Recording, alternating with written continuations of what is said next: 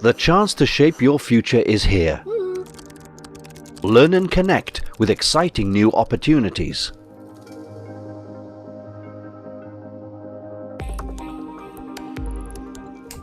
Are you ready for the next step?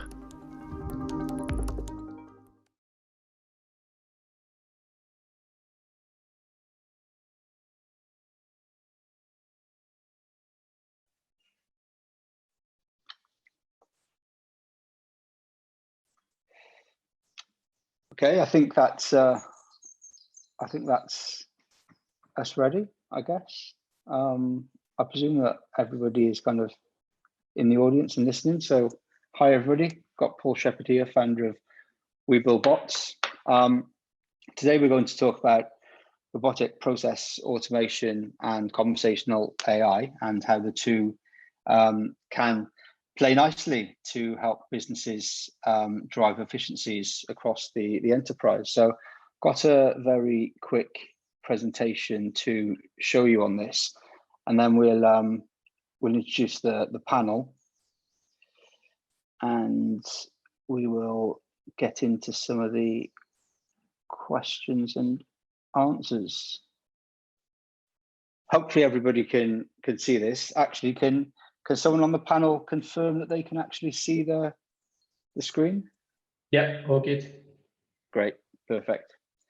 Okay, excellent. Well, whether it's machines building cars in huge automotive plants, or the futuristic, impressive, but slightly disconcerting robots blipping around Ocado's huge warehouses doing order picking, or if it's just us asking Google to set a timer so that we know when the Sunday roast is ready, I think it's fair to say that automation is very, very quickly becoming ubiquitous. Automation is everywhere.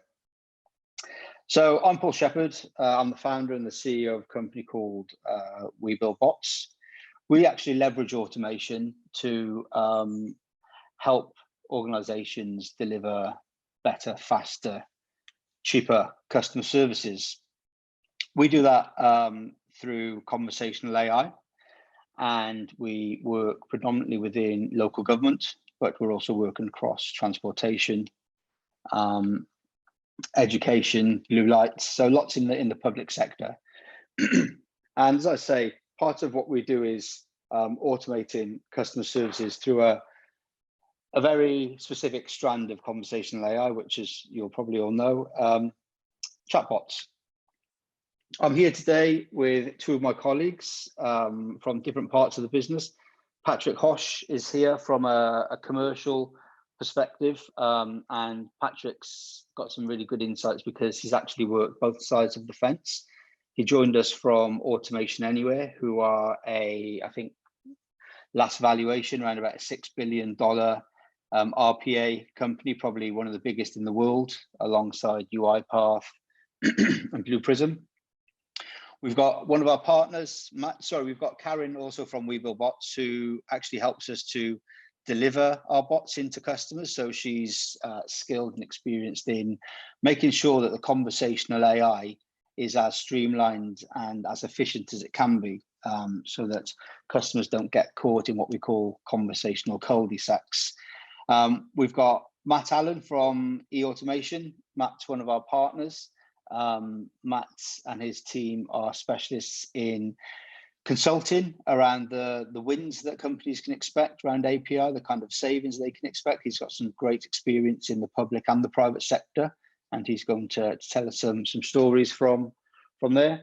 And last but by no means least, we've got Emma Jackson, who works at Monmouthshire County Council. These guys will introduce themselves, so I won't go too deep, but Emma is our longest serving client and definitely our favorite client in her role at Monmouthshire. So I'd like to say welcome to everyone. And as I say, they will give a quick 2 minutes on their roles in a little while. So robotic process automation, I'll leave this to the experts, but I was just struck by some of the stats that I saw from a recent Deloitte report. So I'm just going to talk through some of those. I'll do the same about conversational AI, and then we'll get into the panel. And I've got a few questions for the panel, and hopefully we'll spark some interest from the audience, and we'll get some questions from you guys as well, which we'll do our best to answer.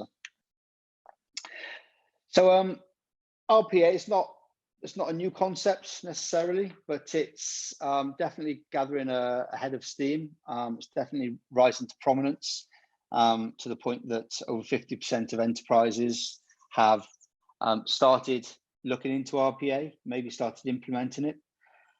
The areas that they find are gaining the most from RPA are compliance, helping them remain more compliant, helping them to update regulatory issues, and again, making sure that they're completely compliant, and productivity. It's probably a bit more of an obvious one, driving productivity across the enterprise.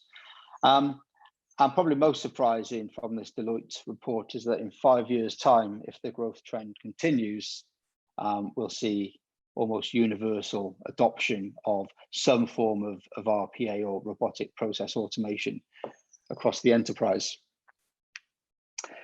In terms of conversational AI, and this is really our wheelhouse, if you will, we've delivered conversational AI chatbots and our platform IntelliAgent, which leverages chatbots, voice assistants to help customers deliver better customer service, cheaper, and deliver a better customer experience. And in terms of the chatbot market, again, growing very quickly. I think these figures are a bit conservative, to be fair, but around about 1.3 billion in the next 4 years. And we're actually seeing this, even though this middle stat is based in dollars, we're actually seeing similar savings across the deployments that we've made, especially in areas where there are very high volume, low value interactions. And one of the key areas I'm sure Emma can touch upon a bit later is waste collection across councils. A significant amount of their inbound traffic to the contact center is around waste collection. My bin wasn't collected. When's my bin being collected? Where do I order new recycling reciprocals from? So automating high volume, low value interactions like that is saving between 50 and 60 pence per interaction. And interest in chatbots is growing rapidly. I think the first bot was developed in the 60s called Eliza, but they're definitely undergoing a resurgence now. I think technology is starting to catch up, natural language understanding is starting to catch up, and the use cases are now really starting to deliver on their promise, to the point that around about half of large organizations are now considering or have invested in chatbots already. So as I say, when we speak to our clients about deploying conversational AI, we do get asked a lot about RPA as well, and hence we've partnered with eAutomation and some other RPA providers so that we can bring that kind of 360 service into our clients. So without further ado, if Patrick, you want to go first, I'll ask the panel to introduce themselves for a couple of minutes each. I'll start then.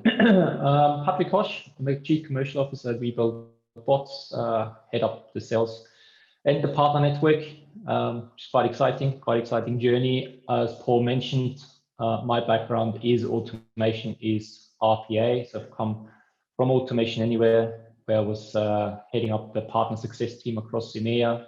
And before that, for a company called Nintix, that was in the workflow space. So automation has been part of my life since probably say 2000, probably before that. I'm sure it's my age now. Thank you, Pat. I know you've just moved house recently. Is it a smart house? Are you one of these people that kind of practices what they preach, or are you not quite there yet? Well, obviously need to make a few things up still, but yeah, light bulbs, smart thermos, all that sort of stuff. Absolutely. Excellent. Anything I can control with my phone. I bet you drive your family insane. No, they actually Karen. love it. Oh, okay, good. They're adopters. Good to hear. Karen, we'll come to you next, seeing as you're part of the Weeblebots family. Couple of minutes on you, if you would. Yeah, sure. So I'm Karen. I'm a conversational designer. I've been with Weeblebots for probably nearly a year now, because I think it was around the start of lockdown the first time. I've been so my background is in digital copywriting, but I've worked in conversational design for the last 4 years. It really re-energized my love for digital copywriting. It was something new and something that was unwritten. The rules were unwritten yet, so I think that's what I love about it now, is that we're learning as we go along. The rules change depending on what we're learning, so best practices change, and yeah, and we can see we can build a prototype in a day, and we can learn from that straight away. So I think that's what I'm loving about conversational design. Yeah. Good stuff. Thank you very much. Emma, okay, if we come to you next. I'm Emma Jackson. I work for Monmouthshire County Council. I'm the Digital Design and Innovation Lead. My team's responsible for looking at all of the emerging tech, like chatbots and RPA, to make sure that our residents have confidence in the digital tools that we have, and they have a flawless user experience, able to cut through all of the council speak to get to the services they require. I've been working for Monmouthshire for about 10 years. Prior to that, I worked in private industry, mainly in information. So all of this conversational AI is something that I'm really interested in, see how the council can harness it. Perfect. Yeah, and Emma's been a real advocate and a real kind of adopter and really keen to kind of push the envelope. And I don't know what the audience knows about Monmouthshire as a local authority, but they are consistently kind of held up as the early adopters and the innovators in a field that isn't always kind of given the credit that maybe it deserves for adopting new technologies and new innovations. So kudos to Emma. Matt, I'm sorry to keep you waiting, but the floor is all yours. That's fine. Thanks, Paul. Good morning, everybody. Yeah, so I'm Matt Allen, Matthew to my mother. So I'm the co-founder and director of e-automation. So we're a young company. We're about a year old now, coming up to our anniversary. My background is actually Royal Navy. I'm a marine engineer, and I have many years in manufacturing, implementing automation and new tech in manufacturing processes. And then I jumped across to financial services and starting to look at the efficiencies in business processes about 5 years ago. And this is where I started my journey in terms of intelligent automation. So yeah, so e-automation is about supplying solutions, intelligent automation solutions like RPA, chatbot, some of the AI stuff. Okay, so I think what Paul was talking about is making sure that it's bespoke. We want to make intelligent automation accessible. We talk about the enterprises. 53% of enterprise companies are working with automation. We want to help smaller organizations to get on that path as well. Everybody has a right to technology, so that's where we're coming from, and it's great to be partnered with the guys at Weeblebots. It allows us to bring the whole package together, in terms of the conversational AI and the automation. So cool, great to be on the panel. Looking forward to some questions. Cheers, Paul. Good stuff. No problem. Thanks for that, Matt. We'll actually stick with you if you don't mind. I think an easy one to start with. Well, it's an easy question. I don't know if the answer is quite so easy, but what is RPA? I mean, we know it's robotic process automation, but what's a definition we can all understand, and maybe even a tangible example to kick us off? Yeah, I mean, it's a question that's asked a lot, Paul. I mean, RPA stands for robotic process automation. Okay, What you don't see is loads of little robots running around offices. You know, I can best describe RPA as software automation. Okay, so a lot of the time they're called virtual assistants. The robots or the software or the virtual assistants will interact with existing interfaces, okay, and applications. They are coded or programmed to almost copy what the human beings would do. You know, so from capturing data and manipulating applications is exactly the same as the humans. Okay. Some of the functions of RPA, we can code the robots to access the applications, access files and folders, move data, read and write databases, scrape information from the web. We can also interact with other technology to take data from PDFs, invoices, you know, take that unstructured data and put it into something structured that could be used in further processes. Make calculations, just emulate exactly what the human beings are doing. I mean, I think what's important about RPA as well is it's non-invasive. So, you know, we're not actually making any system changes. It's very quick to implement, therefore low cost and easy for the businesses to work with. So that's it. I could talk about it for hours, Paul. I do get that impression, Matt. I had a quick question off the back of that, because my knowledge of it is limited, really, probably more limited than it should be, based on the kind of sector that I'm in. But is it predominantly, or is it good at kind of pulling together disparate legacy systems to drive efficiencies across kind of numerous legacy systems? So yeah, I mean, RPA is very, very good for I guess some kind of system integration. Okay, it's not always the right tool, you know, and that's a really important message to understand. But to take, you know, we have many examples of where information from one system or one application needs to interface with another. There's no interface there, so we can use the robots to do that. You know, for example, you know, in auto finance, where I've done a lot of automation, the dealer systems are very different from the finance provider systems. So RPA was used to bridge that gap rather than people doing copy paste. I mean, there's nothing worse for teams to make this transfer of data. So yeah, absolutely. Definitely one use for RPA. Okay, thanks. Pat, not wanting to spring this on you, because I know that you weren't on the roster for this question, but it seems remiss of me not to get your take on this, seeing as you kind of, you know, we poached you from automation anyway. You must have something to add to that definition. Yeah, I mean, Matt summed it up pretty well. I think the important thing is it's not a solution that fits everything, but that's kind of the nature of any technology. You got to be mindful of where you use it and how you use it.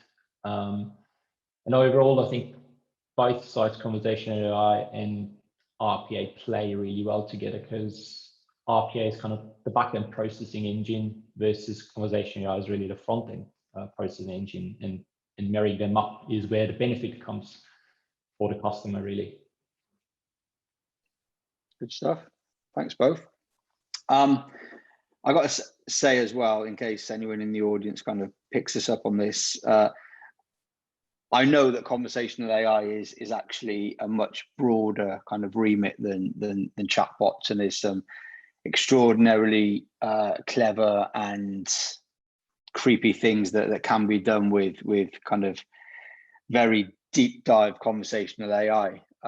When we're talking about it in this instance, unless someone on the panel has some secret knowledge that I don't know about, we're very much talking about chatbots, voice assistants, and being able to interact with those channels to get things done, whether that be get an answer to a question or even execute a process, pay a bill, something like this via conversational AI. And that's either a voice or text. So the reason I've kind of thrown that little caveat in there is because, Karen, I'm about to come to you and ask what conversational AI means to you. And yeah, I'm thinking you're probably going to start talking about the area that we're in, as opposed to some of the kind of weird and wonderful things that can be achieved through deep AI. Yeah, definitely. I guess conversational AI for me is being able to talk just as I'm talking to you now, or via text, being able to talk to machines in that way and get things done. And yeah, where I see it with similar to what Patrick said about RPA being the back end, it's a case of, okay, well, humans are going to have to work the automation anyway, so there's going to be some sort of human interaction there, and it's the conversational AI that makes that easy. So yeah, it's just being able to use our native tongue to get things done with machines. So that's what conversational AI is to me. Thank you very much. Emma, I'll just jump to you a sec, because obviously you've been pivotal in adopting conversational AI across Monmouthshire Council.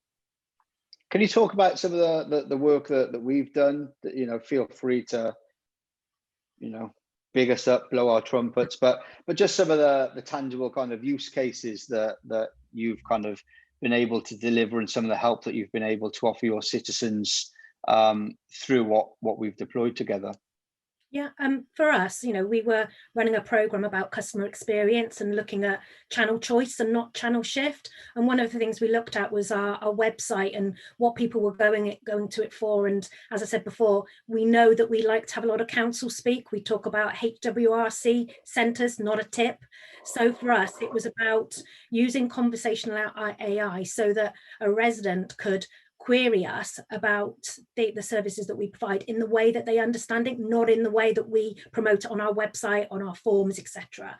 For us, it very much gives our residents a blended experience between the virtual and the physical world, because if Monty, our chatbot, isn't able to respond to a question because maybe they've typed it in such a way that it's like War and Peace, we have our contact centres on the other end to give them that human response.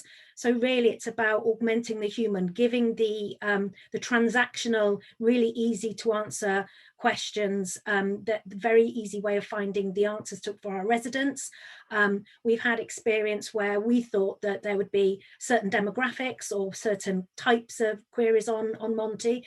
However, we've had a homeless person come onto the chatbot. Again, I think that's the anonymity, because basically you're not having to present yourself, you're able to find some of the solutions yourself, find out how you can get into the service without presenting yourself. We've also had older people on there looking at how can I get a grant for my heating. So, you know, it's about thinking that it's not just something that's going to serve the younger generation. It is there as a tool, because you are using it quite simply. It's about the user experience, making it so simple that that's the first way in. They wouldn't want to ring us because they can just ask a question and get the answer. As you said earlier, waste is our biggest use on Monty. Over 60% of all of our transactions are about waste, and they are easy to answer. They are things like, you've missed my bin, or when is my bin day, when's the tip open? So those kind of things that would typically take up time from our contact centre are now being directed through Monty, our chatbot. So for us, it's taking those calls away, meaning that we can deal with more vulnerable citizens or more complex queries. Yeah, cheers, Emma. And I love those. I do love those human stories. So we kind of started life just building chatbots, but building chatbots for numerous sectors. We work with some quite big clients: automotive, sports, charities. Aside from the charities, we wanted to find almost a deeper purpose for conversational AI, and it was local government that helped us to do that. You know, the stats suggest that if a council takes around about 100,000 calls, then that's going to cost them about £500,000 a year to run that contact centre when you take into account the staff wages and what you call fully loaded, so the heating, the lighting, the software, etc., etc. We believe that we can divert 30 to 40% of those calls and subsequently push back thousands of hours a year into the organization. And when you hear that those hours can then be used to help the vulnerable in society, maybe secure some social housing, help someone chase up the benefits check or something like that. Because it's these issues that aren't just frustrating, like returning a parcel can be frustrating, but actually they can be fundamentally quite distressing. So to think that we're trying to help in some small part through kind of automation and that conversational AI for good, that's what really gets me quite excited. So Matt, flicking from the public to the private sector, can you give some of the kind of use cases, or not wanting to give away too many kind of client secrets, but some use cases of how you're helping private sector clients, please? Yeah, sure. I mean, just on what Emma said, that that is so true throughout all of the work that I've been doing within automation. It's about I guess empowering the people. It sounds like a little bit of a corny phrase, that, but there's a bit of a myth out there that automation is going to take the world over. But my experience and the way that I promote automation is to actually help the people. And I think somebody said some quote to me once that robots make the humans human again. So yeah, it's really interesting to hear that you have the same experience in Monmouthshire Council. I mean, Paul, let's talk specifically RPA now, okay? I mean, the journey started with RPA probably 6 years ago, really started to pick up 4 or 5 years ago, and the big enterprises were taking on this automation, this big budget stuff, and that's changed now, and a lot of the private sector companies, the SMEs, the smaller to medium-sized companies now feel that there are a few reasons that they want to implement automation, or specifically RPA. They want to feel that they're, for one, keeping up with technology advances. Okay, there's lots of talk going around. A lot of the time they don't know what the best option is. So it takes organizations like both of ours to go in and understand what that's about. So I'll just use a really recent use case. So we did some work with a client late last year in November and December. The challenge for the client was that they were, because of the way that things have changed so recently, they were completely under pressure in their customer services department, to the point where it was not about to collapse, but there was a lot of backlog, a lot of unhappy customers, very stressful staff, and they needed to do something about it, and they needed to do something about it quickly and at a cost that would fit the budget. Okay, so we took a look, and thankfully they already had some infrastructure there. They had some RPA infrastructure that we could utilize. We looked at a number of processes in order to be able to allow the teams to focus their attentions on the more customer-facing side of what they were doing on a day-to-day basis. So within that customer services team, we looked at we had to make sure that there was a mix of different processes, from sort of low complexity to more higher complexity, so we could get this done in time. And we implemented RPA, first of all, to remove backlog. Okay, so a certain process was refunds. There was a huge refunds backlog, and customers were getting paid late. There was a lot of excess cash within the business, so we used automation to clear that, and then that allowed the team then to focus on the day-to-day customer service and getting the customers refunded, at the right time. Another point on that as well, and as I talk about some of these processes, it's the benefits. Another point to that was there was a senior team member that was approving all of these processes. At the end of the day, it was taking them 2-3 hours every day, and we managed to also automate that, and that allowed that senior team member then to focus on improving what their team were doing and adding value elsewhere. Some other cases, moving notes. Okay, so from a data protection and a compliance point of view, we use automation to move personal data into customer accounts coming from emails and so on. We used OCR, which is optical character recognition, to read documents. So third parties were sending in reports. We would use OCR to take that data and put it into the CRM. So when customers called, the information was there, and the agents weren't running around looking for information and so on. So I think that the messages, and it's quite interesting that whatever sector or organization, the benefits are quite common. So it's about taking the pressure off the teams, making the teams feel happy, handling backlog, increasing productivity, managing bottlenecks, improving quality. Okay, and that's the great thing about specifically RPA. It's very, very generic. So yeah, I mean, I could talk a lot about where we could implement automation, but I think that the message is really clear. It's not about kicking people out of seats. It's about taking away the mundane and letting the robots and the different automation carry out those tasks. Yeah, I was going to ask actually, are you ever faced with that question? I know that we have been in certain deployments. I think the kind of the assumption is that, well, if humans aren't doing these very mundane, very kind of repetitive tasks, then what are they going to do? And actually, I've never once met an organization that is kind of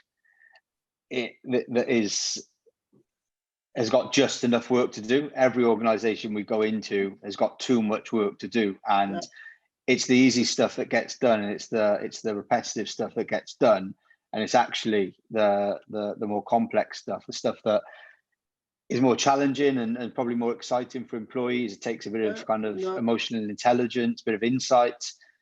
It's that stuff that they don't actually get to. So I think Emma touched on augmenting capacity as opposed to replacing people, because there's more than enough work to be done, even without these kind of menial repetitive tasks. It's so true, Paul. It's so true, and this is something that we we don't use FTE savings as part of building a business case. And you're right. Every company, every organization, be it public sector, private sector, the four challenges that they have is the increase in revenue, okay, employee engagement, reducing compliance and risk, and be able to look after the customers. And this is where automation of any description could come in and support those. Sure. Pat, there's another element to this, isn't there? I know your time at Nintex is slightly different to RPA as we kind of understand it from today's discussion. It's workflow automation. Is that correct? Do you want to touch on that for a bit? Yeah, sure. It's quite an interesting differentiation between those two. So RPA is really mimic what the human would be doing on their screen in a nutshell. This is what companies like Nintex or K2 and the likes do, is automating stuff, basically whole processes that aren't just living on your desktop.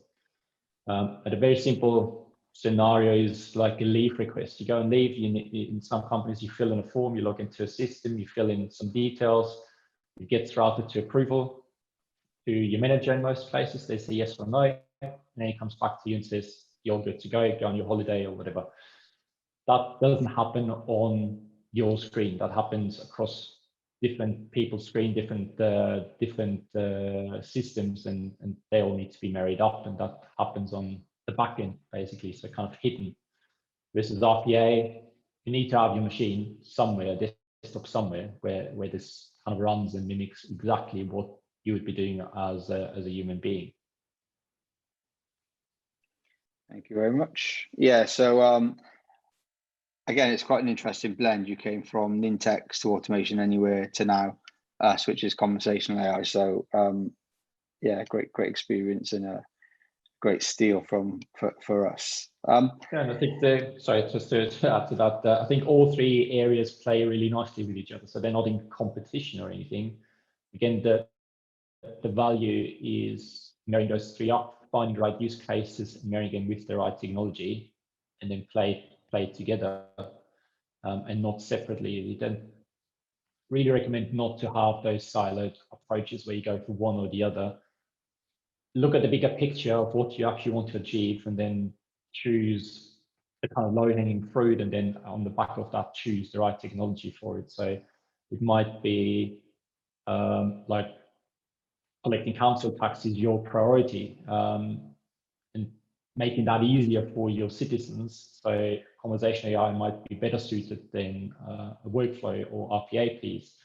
Versus if your priority is really taking pressure off your back office staff and processing a lot of orders, then RPA would be the right thing to go with. But at some stage, there is an intersection between all of them where they need to play nicely together. And I think that bigger picture is where the real value lies for everyone. Emma, have you, I know we spoke just before we kind of went live. You've been looking into potential use cases for RPA. Firstly, can you talk through some of those use cases? Again, appreciate that if stuff is confidential, then we don't need to hear it. But and then, interestingly, whether you've managed to identify that intersection as yet, so where that handover takes place, because I do feel the lines could get easily blurred. I just wonder whether you've taken that holistic view and said, well, this is where the handover happens, this is where the process automation starts, or is it early days? Just what your experience is to date. Well, we're like lots of other councils. We've got a plethora of legacy systems. So in the past, we've tried to look at APIs to get our data out and put into different systems, and that's often been too costly for us. So where we see RPA helping us is actually where we do have two siloed systems that need to talk to each other and being able to transfer data between. We're not there yet. We're looking at use cases. We've been talking to our contact center, again, because of the work we've done with the chatbot. It's what are those pressure points of when the information comes into the contact center to push it out to the service areas. So looking again at how they interact with our waste systems, how they interact with some of our customer facing stuff or our trade customers as well. So really it's for us anywhere where we're double doing, where we're taking data from one system and putting it into another, that monotony of having to just rekey for our staff when actually they could be talking to our residents about complex problems. We know that demand is going up. We thought having our chatbot would help our contact center. COVID then hit. So it wasn't the typical things that were coming through just about waste, even though that still was a high demand. There was all the fake news and things like that. So making sure we had the right information available so that our residents would know, what the true facts were about our COVID rates and things like that. So unfortunately, we haven't been able to drive, such a success in our contact center because of other demands. But again, if we can take away some of this monotonous rekeying and the error, issues that you'd get from rekeying information, that's where we think we will get some successes of releasing our staff to do the jobs they're employed for. No one starts a job thinking, can't wait to start sitting and keying stuff in from one spreadsheet to another.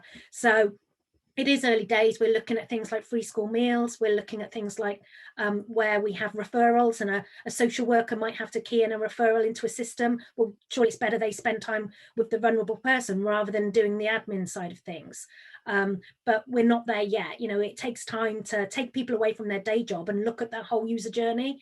We can't just guess what they need to do because we're a design team, but we need the service area to look at their processes and get it lean first before we just add another system on top of it or process on top of it. Yeah, absolutely. It brings me quite nicely actually, because I wanted to just move on to looking at if any of the audience were considering RPA or conversational AI, and Matt, I'll ask you first. What would be maybe the top three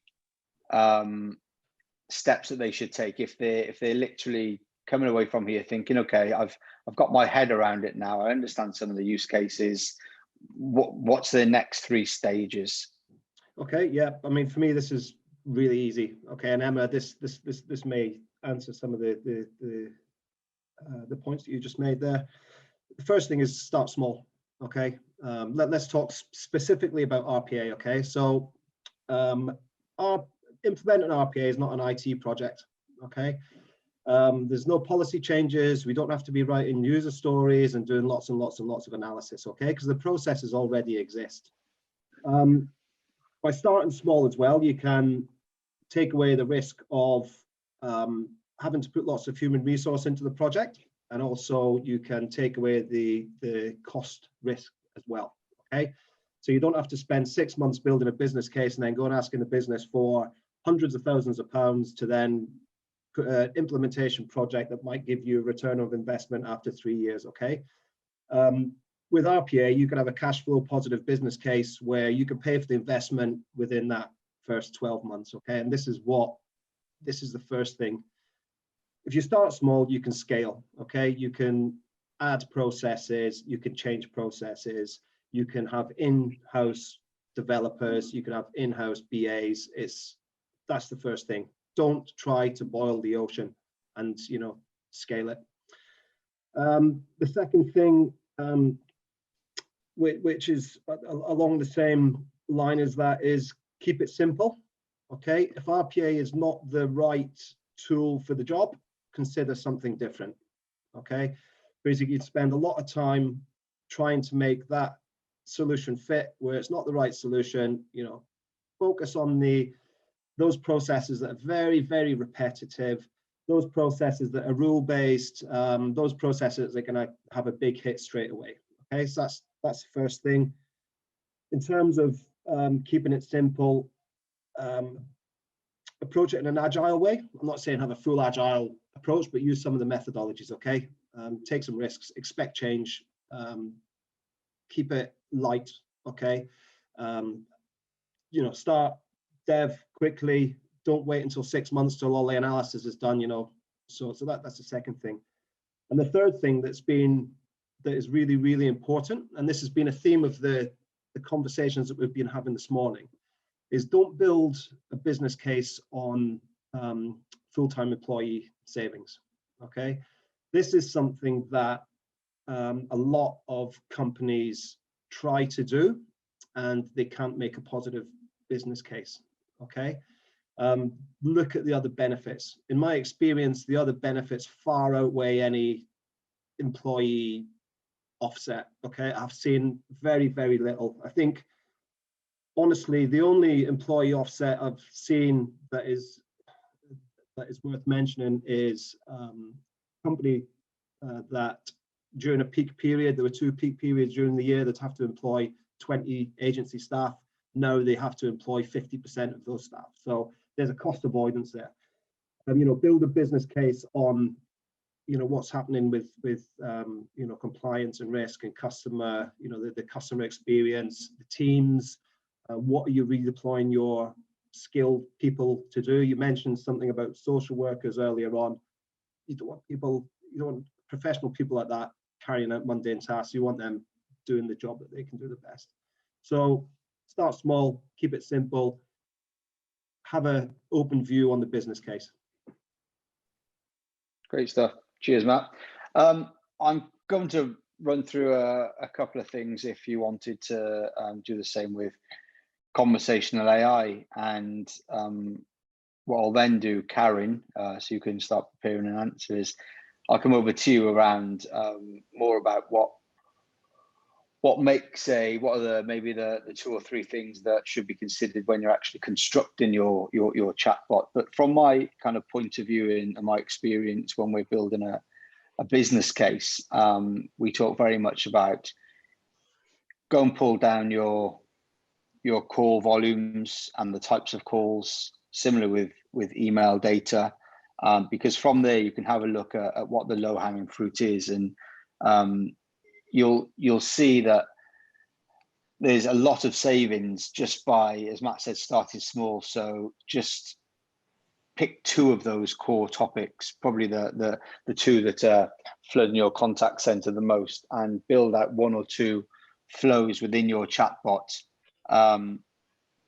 Test it, launch it, take the learnings and iterate all the time. And again, don't put the savings down to, well, now you can release 3 FTE, that's going to save you 75 grand a year. Talk about the time that's going to come back. Let the organization kind of crystallize those savings. Let them decide, okay, so that means we can reduce our FTE, or more likely we can redeploy them, or we can actually have them do the jobs that we pay them to do and hire them to do. So they would be 3 of the things, 2 or 3, I can't remember, but they would be some of the pointers that I'd say if you're trying to build a business case internally to deploy conversational AI. And if you do get to that point, then Karen, what are a couple of things that make or break a chatbot?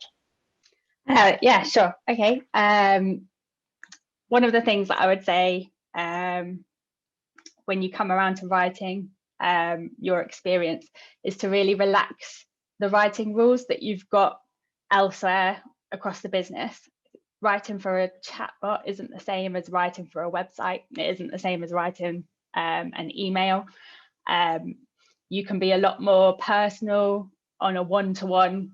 In a one-to-one situation, I can use slang and kind of get away with it. I can say kinda, and that's fine. I wouldn't put that on my website, but it makes it a little bit more personal when you come to write your chatbot. I would also say make sure that you've got a team ready to work on your chatbot, because it's not a side of the job thing, really. You learn so fast from it, and changes can be made so quickly that it's really important to have a team there available to be able to put those changes and make those changes, so you can really refine your experience. And I wanted just to go back to the use case a little bit, because finding that good use case, finding that a use case that is really going to work, really relies on a win for the customer or a win for the people that are going to be using your chatbot. So that could be an internal chatbot, and a win for the business. So it's not just about, oh yeah, this would save us lots of time. If it's not good to use, if it's not fun to use, or it's not useful to use, the users won't come and use your chatbot. So it needs to be a win on both sides of the court, basically. So the reason why the waste element of the chatbot works so well for Monmouthshire is because it is a win. Where I live, when people don't know what bin it is that's going out, it gets put on a Facebook page, and then loads of people get commenting on it, and it happens all the time. So if you knew that, if you just had to go to a chatbot and it would tell you and it's reliable, that saves that time. And it also saves the time for the customer services staff, so they can be focused elsewhere on more complex things. So it's a win on either sides of the fence, really. So I'd just say when you come to really think about your use case, really focus, is it a win for everybody, or is it just a win for the business? Because if it's just a win for the business, it's probably not the right technology to be using. Good stuff. Cheers, Karen. Yeah, I mean, that tangible use case, the number of times I've kind of been pitching the business, whether it be to investors or people at kind of networking events and things like this, when we used to network in person. I kind of talked to them about conversational AI and driving efficiencies and things like this, and you get that kind of nod where, yeah, I think I know where you're going. And then as soon as I say, well, what do you do if your bin's not collected? And that kind of example, and then they're like, oh, that's a really good idea. Yeah, I get it. And it's just those you can boil these use cases down to something so mundane and so simple, but these are the little things that kind of bug us. And if you can take away those, then that's when you're winning for as you say, for the customer and for the business. Yeah, for sure. Great. Well, we're almost out of time. Hopefully, it's been useful to anyone who's listening. So we've tried to kind of boil down both RPA and conversational AI. I guess the one thing that we might look at a tangible example. Pat, I don't know if you can help with this, coming from Automation Anywhere and then, as I say, into Webuild Bots. So both sides of the fence. A really nice example of where an RPA process could be triggered by a chatbot. Sorry to put you on the spot, but it just dawned on me that was the topic of the talk, and I'm not sure we've actually pulled out one super specific example of where that might happen. I think, having gone through it myself just recently, a mortgage application is actually an extremely good example. Just doing all the research and talking to building societies, talking to mortgage lenders, getting information from their teams, that's something that can easily be automated. Gathering all that information, how much do I earn, how much does my wife earn, what are the other components that you need to provide, and then based on that, give me a good idea of what the different products are that I could use. That's something that's part of a conversation that we would do on the phone with a service team from a lender, and quite easily within sort of 15-30 minutes. So if you put that into conversational AI, that frees up time to then focus on people that might need a mortgage holiday. So the more human empathy kind of tasks, really.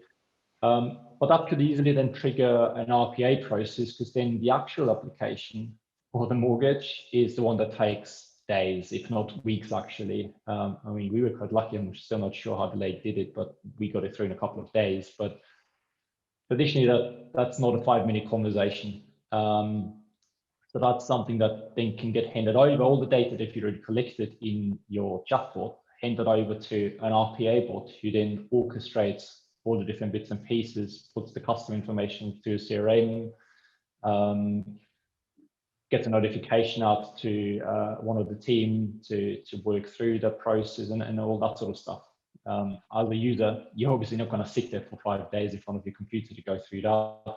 That's something that needs to be handled in the back end. So that's a very good example, I think, of conversational AI being the front end, having those 5-minute, half-an-hour conversations, getting that initial hurdle done, and then handing that stuff over to the back end, where it takes a lot longer to process. Can I say something there? Based on my experience of not moving house recently, you'd be able to give clarity to the user, like from the back end back to the front end, be able to give clarity to the users in the whole chain, what's happening at each stage, like, so you're not chasing different people for different things, you're just with one system tapping in what you want to know and you get your answer. So yeah, I think that's a good idea, Pat. Let's do it. Yeah, those case update scenarios, I think conveyancing could probably win from both RPA and conversational AI. Yeah, for those that don't know, Karen was all due to move out and start a glamorous new life in Barcelona, and it's been put on hold and on hold and on hold. So hopefully you'll get out there. I'm sure you will, Karen. One day. Just in case people were wondering what she mean by not moving house. I was all packed up and not ready to go. That's the backstory. Okay, right, we've got a couple of minutes left, and there's a couple of questions to get through. So unless anybody has anything else to add at this stage, I'll just jump into the questions. There's 2 from what I can see. So we've clearly done an awesome job of explaining the subject matter today, and everyone's fully informed. So well done, everyone. So Paul asks, which languages do you cover with conversational AI? The English language has regional dialects to have any impact on development. I mean, I can take that, and I'm sure Pat and Karen can add, but we actually cover about 120 languages, and we do so in a couple of ways. We can hard code translations in. That's handy in smaller markets like Wales. But for the major languages, Spanish, French, German, then we hit a Google API, Google Translate API, which is as good as it gets nowadays. It used to be a bit kind of ropey, but for real time translations, it's really good. So we can actually cover all of those. In terms of the dialect in the English language, yeah, we actually share, and there's the dog, sorry. We actually share all of the learnings from all of the conversations from our deployment. So we've processed about 3 million messages between citizens and local authorities. And whilst they're all siloed and they're all separate instances for each client, the actual learnings, so the stuff that we can train the natural language models on, they all come from all of the deployments. So someone might refer to the tip in one way in, let's say, Herefordshire, and they might refer to it in a very different way in Carmarthenshire. And we capture all of those utterances, and we apply them to the intent. So basically, the number of ways people are asking for the same thing, we gather all of those, and all of those learnings are pushed up to all of our chatbots. So subsequently, we're able to capture most kind of nuances of language and dialects. Anything to add on that, Karen or Pat? I think I said that right. Yeah, I think it's just a learning curve as well. Do you know, like it's about retraining the bots as well. Do you know, like the more data we get, the better, the smarter they become. So yeah. So it's a time thing as well. Yeah, absolutely. And second question, have Webuild Bots undertaken any projects with smart speakers? Yeah, we have. We've done a couple. One with Monmouthshire actually, where you can. So the thing with taking a chatbot and putting it into a smart speaker is a very different interaction. It's much more kind of Alexa, do this. Alexa, tell me that. Or hey Google, tell me this. It's a very directive interaction. So that plays into some very great use cases. Bins, predictably enough, is one of them. So when's my bin day? My bin wasn't collected. And what we're doing there is we're able to give all the information, but then also ping off a link to the user's handset, so that they can then fill in a form if they need a recollection booked. We can also ping off the dates so that they can kind of click on those and store them in their calendar, so that hopefully they don't miss those bin days again. And another one that we're working on with a client is quite novel, I guess. We're APIing into, or we're connecting into a parking service, and just before you leave the house, you can ask Alexa which car park in town currently has the most spaces, and it'll tell you. And the idea is that you can go straight there, takes cars off the road, or reduces time on the road. And they've got sensors then that they're going to use to monitor the air quality. So it's kind of a really nice, it's a smart city cluster project, combining conversational AI and IoT, Internet of Things. So that's a really interesting project for us to be involved in. And yeah, an example of some more work that we're doing in the smart speaker space. And I think really that's it. I believe that we're getting wrapped up at 11:30. Thanks, Pat. Thanks, Matt, Emma, Karen. Thank you very much. I hope it's been useful to people out there. I'm sure we can share the slides.